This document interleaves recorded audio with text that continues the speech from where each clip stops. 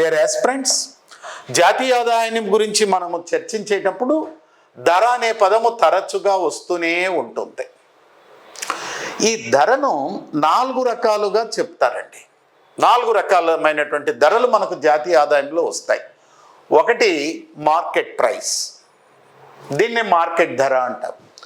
రెండవది factor price, కారకాల ధర అంటాం.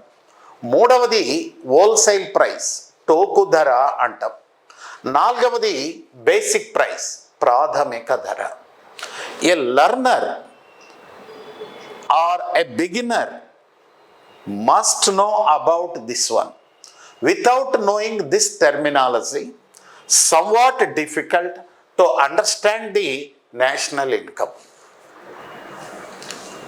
మరి గ్రూప్ 1, గ్రూప్ 2 లేక పోటీ పరీక్షలకు ప్రిపేర్ అయ్యే వ్యక్తులు మొట్టమొదటి జాతీయ ఆదాయాన్ని చదువుతున్నారు అంటే తప్పనిసరిగా వీటిని గురించి తెలుసుకోవాలి. ఇవి తెలియకుండా మనం జాతీయ ఆదాయాన్ని డైరెక్ట్గా నేను స్టార్ట్ చేశాను అనుకోండి, అర్థం కాదండి. అందువలనే వీటినే బేసిక్స్ అని అంటారు. Okay, right. మార్కెట్ ప్రైస్ అంటారు. మార్కెట్ ప్రైస్ని అనేక రకాలుగా చెప్తారండి. దీన్ని అనేక రకాలుగా చెప్తారు. ఏమంటారు?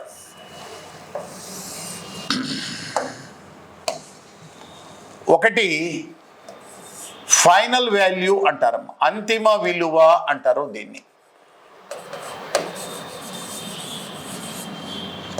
రిటైల్ ప్రైస్ అని అంటారు. చిల్లర ధర అని కూడా అంటారు.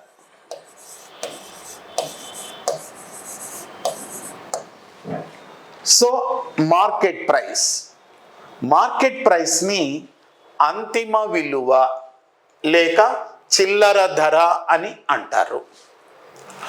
ఏంటి మార్కెట్ ప్రైస్? దెన్ వినియోగదారుడు వస్తు సేవలను ఏ ధరతో కొంటాడో దానిని మార్కెట్ ప్రైస్ అంటాడు.